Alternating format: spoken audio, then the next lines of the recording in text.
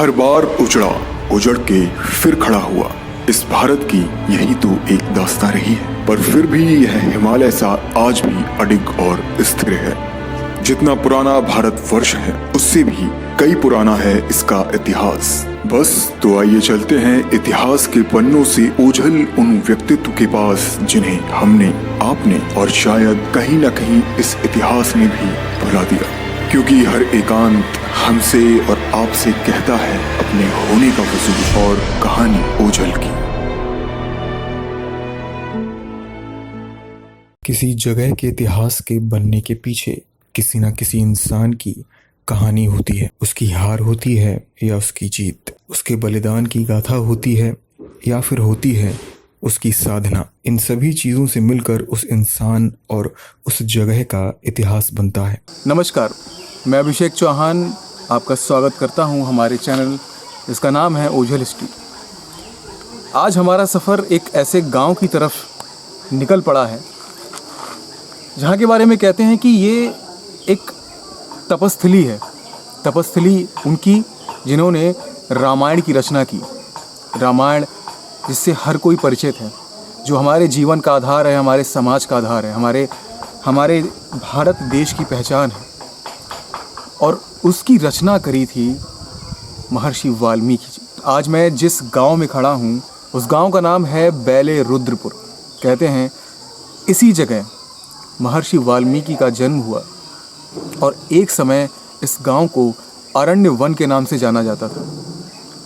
तो आइए चलते हैं उस मंदिर की तरफ जहां वाल्मीकि जी पैदा हुए। आइए।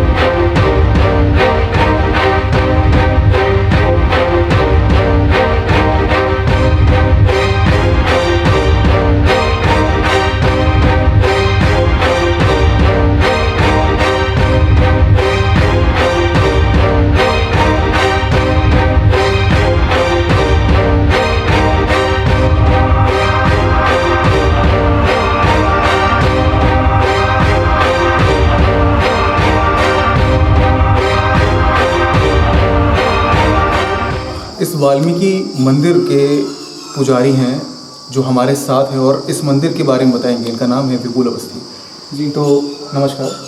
आप थोड़ा सा हमें इस मंदिर के बारे में, इसके इतिहास के बारे में कुछ बताएं। ये मंदिर का निर्माण 2009 में हुआ था। 2009 में पहले यहाँ पे मतलब ऐसे थोड़े ईंट वगैरह का, फिर एक मेरी बड़ी मम्मी यहीं पर थी, श्री पुष्पा पांडे मिस्टर, उन्होंने 2009 में इस मंदिर का निर्माण कराया। इस मंदिर की मूर्ति वगैरह बनवाई। फिर इधर से ये पीछे वाला जो हनुमान मंदिर बना, इसका निर्माण 2015 में हुआ। अच्छा। हाँ, हम इस मंदिर में 2012 से पूजा कर रहे हैं। 2012 से। अच्छा, ये जो बताते हैं वाल्मीकि जी की तपस्थली है। हाँ, तो यहीं पे पैदा भी। हाँ, इनका जन्म स्थान ही है जी। हमें तो जानकारी सब लोग बताते हैं तो हम तो जानते हैं जी। तो और मतलब इनका घर वगैरह कहाँ पर था? कुछ ऐसा यहाँ पे कोई निशानी इनकी वहाँ पे वो जो चबूतरा बना है वहाँ पे सब ये पत्थर वगैरह टुकड़े थोड़े रखे थे, तो वो वहाँ से अब ये पीछे इधर रख दिए गए। अच्छा, वो उस जमाने के पत्थर आज भी सुरक्षित? हाँ जी, सुरक्षित हैं, वो पीछे रखे। तो मैं आपसे प्रार्थना करता हूँ, जरा वहाँ पे पत्थर दिखाएंगे चल? जी बिल्कुल दिखाएंगे। ये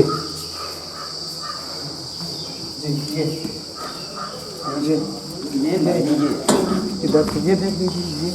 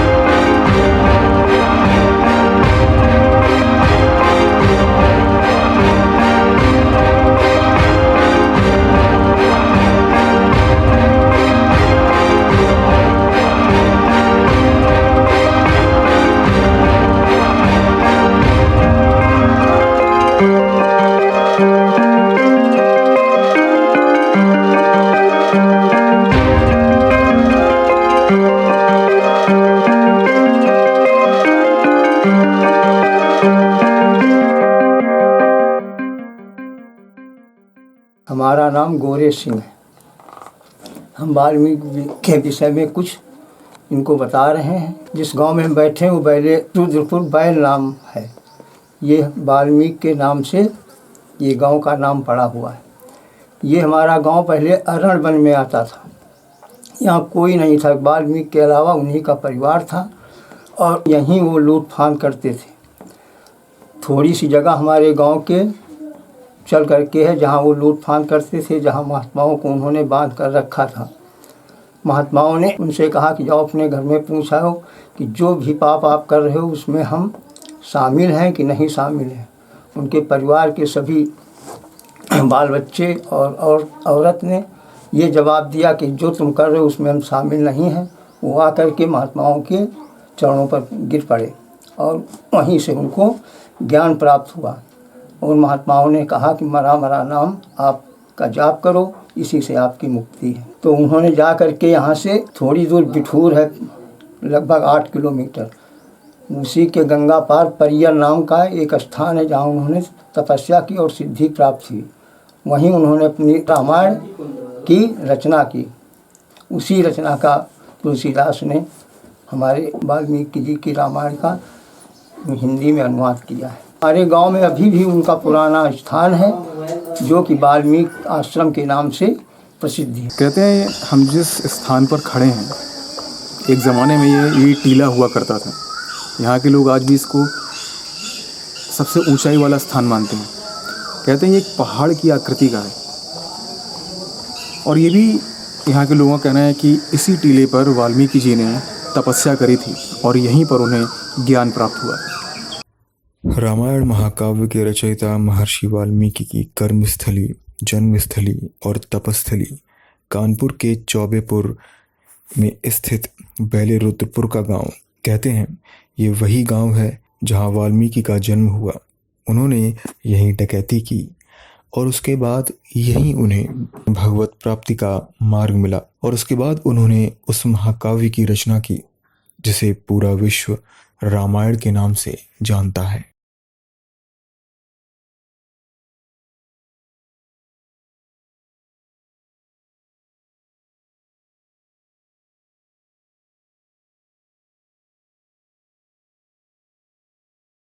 ये जो कुआं आप देख रहे हैं और ये जो मंदिर है, कहते हैं ये दोनों ही चीज़ें वाल्मीकि जी के समय की हैं। आज भी इनका रख रखाव इस गांव के लोग करते हैं।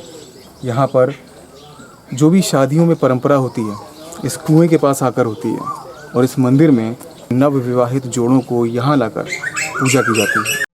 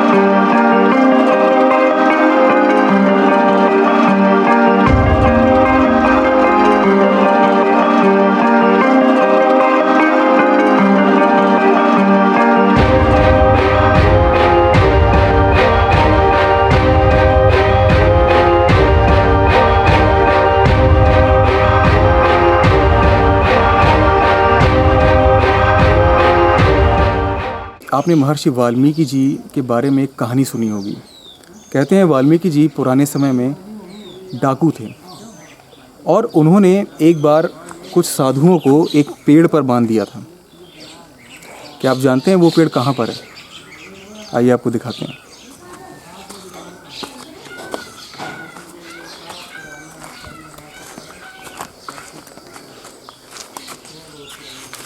यह है वो बरगद का पेड़। कहते हैं इसी पेड़ पर वाल्मीकि जी ने साधुओं को बांधा था और बांधने के बाद साधुओं ने ही उनको ज्ञान प्राप्ति का मार्ग दिखाया।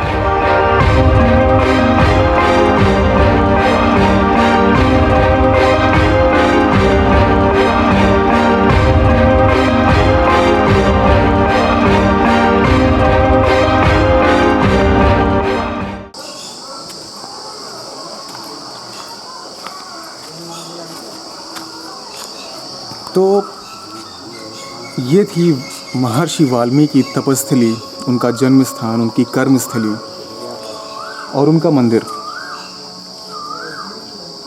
आज हमारी टीम इस जगह पर आई। कहते हैं ये कानपुर के चौबेपुर स्थान पर है और एक समय ये अरण्य वन के नाम से जाना जाता था।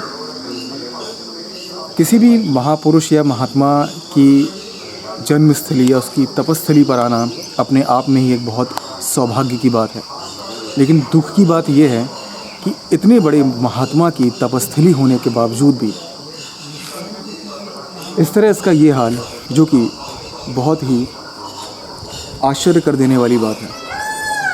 मैं सरकार से और लोगों से ये गुजारिश करूँगा कि ऐसी जगह पर वो लोग आएँ, यहाँ को वो प्यार दें, वो सम्मान दें, क्योंकि ये उनका हक है और इसके ये हकदार हैं। तो मुझे आशा है कि ओझल के सफ़रनामे को आपने पसंद किया होगा। हम ऐसे ही विलुप्त हो रहे और इतिहास के पन्नों से ओझल हो रहे स्थानों और व्यक्तित्वों से आपका परिचय कराते रहेंगे। तब तक के लिए धन्यवाद। क्योंकि हर एकांत हमसे और आपसे कहता है अपने होने का वजूद और कहानी ओझल की।